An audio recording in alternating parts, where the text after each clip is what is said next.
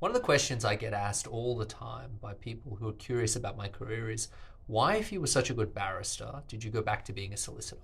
So barristers and solicitors are slightly different. Barristers are the ones in Australian courts and English courts that wear wigs and gowns and argue in front of a judge. Solicitors do the same thing, but usually at lower level courts, and they have a lot more of a one-to-one relationship with the individuals. So they instruct the barrister. It's kind of like a solicitor's the GP, the barrister's sort of the surgeon.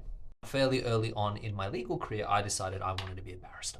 That I wanted to be the guy in the courtroom having the argument, cross-examining the witnesses, speaking in front of juries.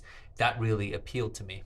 And this was cemented that when I was doing my paralegal training, I worked at a firm where basically the only time I really felt alive and enjoyed what I did was being inside of a courtroom with the barrister. And if you pass the bar exams and you meet all the criteria, it doesn't matter if you're 25 or 205, you're eligible to become a barrister.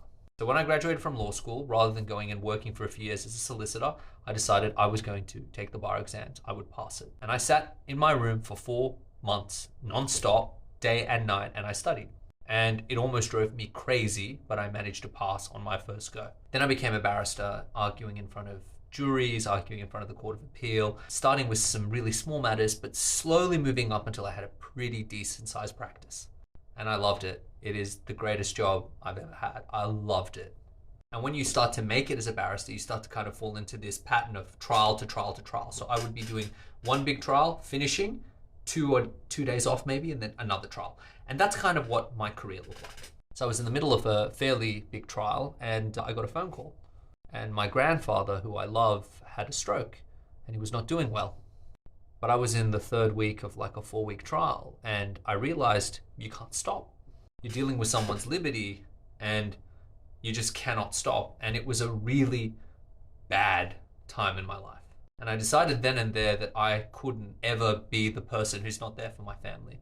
So I finished that trial and I made a really hard decision. I decided that I would not continue with the job that I love because I needed to be flexible if I wanted to support my family. Now, I do a lot of the stuff barristers do, and there are days that I miss it.